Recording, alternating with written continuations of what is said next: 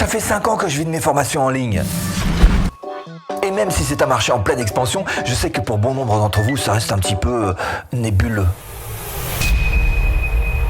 L'impression de s'enfoncer dans un brouillard épais, capable de nous faire perdre le fil de notre rêve. On peut vite avoir l'impression qu'on va jamais réussir à trouver notre chemin, qu'on va jamais réussir à concrétiser la formation qu'on a en tête. Alors précisément, cette vidéo est là pour remédier à ce genre de problème et je vais vous montrer exactement la méthode que je suis pour créer une formation en ligne et ce, en 3 étapes. Dis-moi Steph, là, tes 3 étapes, hein. On fait ça comment? En une fois ou en 3 fois? C'est un petit peu comme tu veux en fait, hein. C'est à toi de voir. Il m'est arrivé par le passé effectivement de chercher à boucler ça en une journée. En une journée, voilà, c'était fait. Cela dit, ce que tu peux faire aussi, c'est diviser ça en 3 demi-journées, hein. Alors c'est plutôt comme ça que actuellement je travaille, hein. C'est un peu plus confort et puis j'ai un petit peu moins, grâce à toute la gamme de formations que j'ai créées, un petit peu moins besoin de produire comme un fou. Bref, la première chose que vous ayez à faire, c'est ça. J'ai trouvé que Stéphane était très construit avec toujours avec cette faculté de synthèse qu'il a et toujours d'être très très clair. Et si vous voulez que vos clients disent la même chose de vous, vous allez devoir en passer par ça. Ça, c'est un petit peu à la manière d'une table de matière d'un livre. Ce sont les grandes idées. C'est un petit peu la structure, le squelette de votre formation.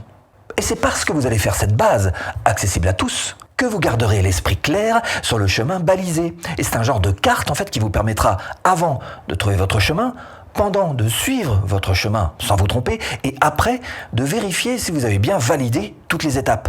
Et je vous parle de cet outil gratuit dans quelques instants. Ensuite, une fois que vous avez fait ce plan de formation, il va vous falloir un support visuel. On n'a pas tous la même manière d'apprendre et expliquer face caméra est bien souvent beaucoup moins efficace que d'avoir de l'écrit en plus devant les yeux. Ça fixe la mémoire pour ceux qui n'ont pas une véritable mémoire d'éléphant. Et ça vous permet aussi d'avoir une autre source d'images pour varier d'une image à l'autre. Évidemment, tout de suite, ça devient plus intéressant et un petit peu plus dynamique pour votre apprenant. Et voilà ce que j'utilise pour faire ces diapos. C'est tout simplement Google Slide. C'est gratuit et il vous suffit juste d'avoir une adresse Gmail par exemple pour y avoir accès. Donc là-dessus, effectivement, je crée mes slides, mes diapos si vous préférez, et que je fais tout simplement défiler pendant que je parle. En plus, vous verrez que ça ira beaucoup plus vite pour vous d'enregistrer, ce sera aussi beaucoup plus facile que d'avoir cette grosse anti-sèche devant les yeux. Vous n'aurez plus tout simplement qu'à lire et à développer un petit peu les idées que vous aurez marquées dessus. Quant à l'autre outil pour faire le plan, pareil, hein, c'est un outil Google et qui là aussi est gratuit et qui s'appelle Keep et qui me permet aussi de faire d'ailleurs toutes mes prises de notes, les prises de notes de mes idées, alors de contenu, de références, etc. Bref, c'est ma seconde mémoire. Alors vous avez fait le squelette, vous avez fait les diapos et il y a d'autres choses que vous pourriez faire pour continuer d'accélérer ce processus de création de formation en ligne. Steph, moi ce qui m'intéresse c'est de faire des formations vidéo. Montre-moi ça. Oui, alors... Quand même, l'avantage de faire ces 3 parties en une seule fois, en une journée par exemple, c'est que pour le coup, vous aurez toujours tout en tête, hein, ça va dérouler beaucoup plus facilement. Bien sûr, l'inconvénient, c'est qu'il vous faut un petit peu de disponibilité, hein, et il vous faut une bonne force de concentration, en tous les cas pendant quelques heures, le temps de créer cette formation en ligne. Mais donc avec les vidéos de Stéphane, on avance pas à pas, donc la formation est vraiment très très bien faite. Et justement, si on fait tout en une seule fois, on va pouvoir très vite passer en fait de la partie théorique, c'est-à-dire squelette, diapo, à la partie pratique, c'est-à-dire enregistrement du contenu. D'abord l'enregistrement, alors vous devriez enchaîner vidéo après vidéo, du début jusqu'à la fin, là encore pour être sûr de ne pas vous répéter, mais aussi parce qu'une fois lancé, ça avance très vite avec vos diapos qui sont juste à lire. Et puis le fait de travailler à la chaîne, chaque étape du process vous fera évidemment avancer beaucoup plus vite. Alors petite chose quand même à vérifier, c'est quand même de vérifier si vous avez bien enregistré le son, hein, et voir s'il n'y a pas eu un bug sur l'image, c'est très énervant, on aura tout à recommencer depuis le début. Donc une fois l'enregistrement terminé, on vérifie, juste un petit coup d'œil.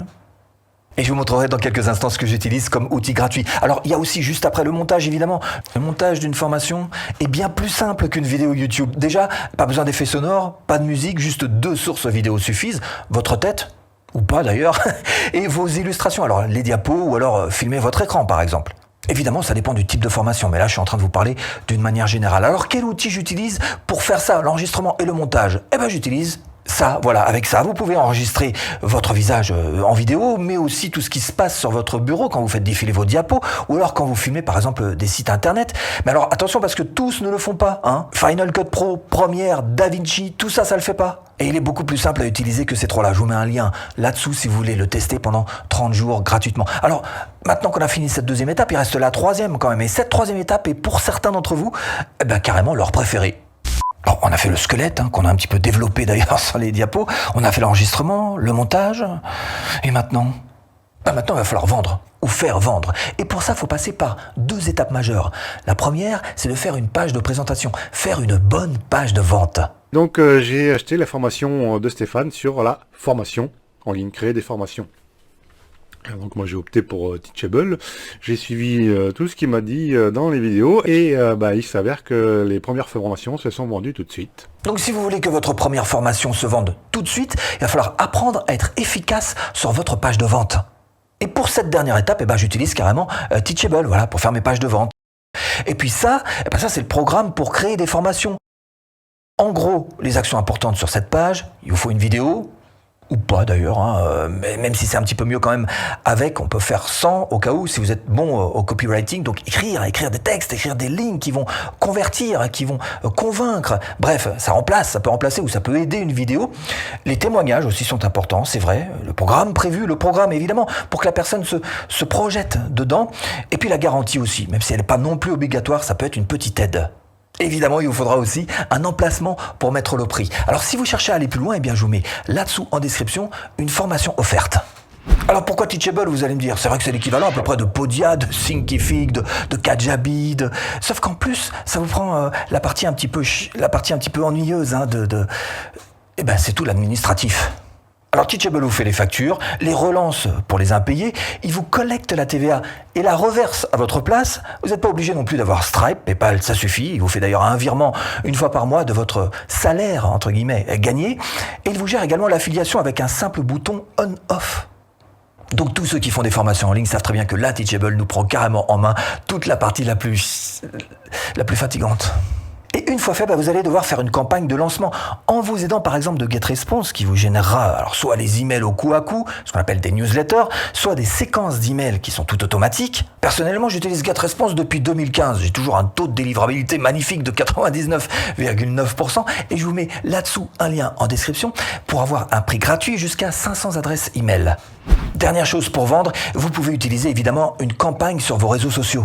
Qu'importe les réseaux, il faut juste décliner votre contenu de lancement pour que tous vos followers puissent être au courant de votre lancement de produit. Perso, j'utilise Telegram et je vous mets d'ailleurs le lien là-dessous si vous voulez rejoindre mon groupe privé. Parce qu'en fait, Telegram, c'est vrai que c'est une messagerie, mais il n'y a pas d'algorithme. Pas d'algorithme pour faire un petit peu ce qu'il veut de votre contenu. Non, là, vous envoyez, tout le monde reçoit. Et si vous voulez aller plus loin et créer votre propre formation en ligne, même en partant de zéro, je vous mets là-dessous une formation offerte. À tout de suite, si tu cliques.